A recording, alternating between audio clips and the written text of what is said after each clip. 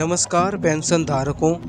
साथियों, पेंशन धारकों को लेकर राजस्थान सरकार ने किन किन जिलों की पेंशन जारी की है, इसके ऊपर काफ़ी सारे सवाल आ रहे थे। इसके अलावा पेंशन धारकों के लिए और भी कई सारे अपडेट आज के इस वीडियो में आपको जानने के लिए मिलेगी।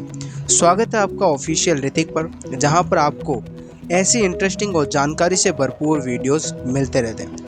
तो सबसे पहले पेंशन धारकों के लिए जो कुछ भी बड़ी अपडेट आ रही है उनके बारे में बात करते हैं। फिर ये भी बात करते हैं कि किन किन जिलों में पेंशन जारी की गई है। ये जो सवाल आ रहा है काफ़ी लोगों के द्वारा, इसके ऊपर क्या कुछ जो है वो हम आपको बताते हैं पूरी जानकारी। तो 14 अप्रैल को मोबाइल पर राजस्थान सरकार मुख्यमंत्री भजन लाल जी का जो मैसेज आया है, जिसमें लिखा है कि आपका सामाजिक सुरक्षा पेंशन जो राशि है वो आपकी आ गई, जो है वो आपके अकाउंट में आ गई है। मैसेज तो आ गया, लेकिन जब आपके बैंक जाकर चेक किया है तो अपना बैलेंस देखा है तो खाते में 1 रुपया भी नहीं आया। अब आप सोच रहे होंगे कि क्या ये मैसेज झूठा था या फिर आपके खाते में कोई गड़बड़ी है, क्या कुछ बकाया पेंशन सच में आएगी या अटक गई है। तो सबसे बड़ा सवाल, आपके पड़ोस वाले ज़िले में पेंशन आई है, आपके ज़िले में क्यों नहीं आई है। तो दोस्तों आपको बता दें, सबसे पहले तो जिस मैसेज को यानी कि बकाया पेंशन की, दोस्तों मैसेज बिल्कुल सच आता है। यानी कि 14 अप्रैल को डॉक्टर भीमराव अंबेडकर जयंती को मौके पर जो सरकार ने है वो करीब 91 लाख लाभार्थियों के खाते में पैसा जो है वो डाल दिया और ट्रांसफ़र कर दिया। अब बकाया बात करें तो देखिए, जनवरी तक की पेंशन लगभग सबको मिल चुकी है।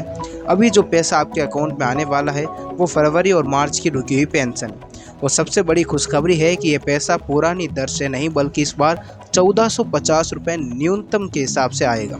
यानी आपके खाते में एक अच्छा खासा पैसा आने वाला है। अब आते हैं साथियों उस सबसे बड़े सवाल पर जो कई सारे लोग पूछ रहे थे। आपको ये भी बता दें कि आपका जो पेंशन अगर 14 अप्रैल को जो सरकार ने ट्रांसफ़र की है, अगर अब तक नहीं आई है तो उसे आने में 15 से कई इस बार जो है वो सरकार 1 तारीख से 15 तारीख के बीच में पैसे ट्रांसफ़र करती है, तो वहाँ तक आएंगे। और क्योंकि इस बार फाइनेंशियल ईयर था तो इसलिए आपका पैसा जो 20 तारीख तक भी आ सकता है जिनके अकाउंट में नहीं आए। अब कई सारे लोगों के मन में जो सबसे बड़ा सवाल उठ रहा है कि वो कमेंट में जो है पूछते भी हैं कि उनके जो रिश्तेदार हैं वो जयपुर में रहते हैं, सीकर में रहते हैं या किसी अन्य ज़िले में रहते हैं, उनकी पेंशन आ गई लेकिन हमारे ज़िले की पेंशन नहीं आई है, किसके पीछे का क्या कारण है। तो आपको बता दें कि सरकार जो है वो किसी भी एक ज़िले को चुनकर पैसा ट्रांसफ़र नहीं करती है। यानी कि जयपुर से लगभग जो पैसा है, ऐसा नहीं है कि जयपुर में अलग, नागौर में अलग, जोधपुर में अलग ट्रांसफ़र होगा। जो कुछ भी पैसा आने वाला है, सरकार ने जो 91 लाख लोगों के पैसे ट्रांसफ़र किए हैं वो सभी एक साथ ट्रांसफ़र हुए हैं। तो आरबीआई रिजर्व बैंक के सिस्टम और अलग अलग बैंकों के सर्वर से होकर गुजरता है। अब इसमें कुछ अलग कारण हो सकता है, जिसमें पहला कारण तो है बैंक सर्वर। जिन लोगों का खाता एसबीआई, पीएनबी या बैंक ऑफ बड़ौदा जैसे बड़े बैंकों में है उनका पैसा जल्दी प्रोसेस हो जाता है। वहीं क्षेत्रीय बैंक या ग्रामीण बैंक, सहकारी बैंकों में पैसे दिखने में 24 से 48 घंटे लग सकते हैं। इसलिए अगर आपके ज़िले में या आपके बैंक में अभी पैसा नहीं आया है तो आप लोग जो है वो बिल्कुल घबराएं नहीं। दूसरा कारण हो सकता है ट्रेजरी बेंच, यानी कि पैसा बेंच। जो पैसा बेंच में आता है, एक ज़िले की ट्रेजरी फाइल पहले क्लियर होती है तो वहाँ के लोगों के खाते में मैसेज तुरंत बजने लगता है।